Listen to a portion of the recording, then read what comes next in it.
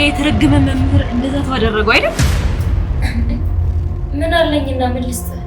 አሁን ሂያብ ተጨርስ ቢባል ማን ያምናል?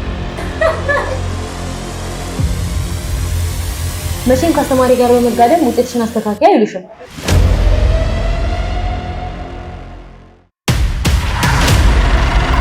የአንድን አስተማሪ ስሜት ስላላረካሽ ብቻ ለሚደርስብሽ ግን እኛ ከጎንሽ ነን። መጣልሃለች እንደነገርኩ መድኃኒቱን ለጊዜ ስጣት።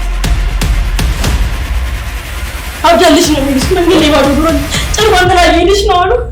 ይገኛስ ዘንጋል ታሪክ ነው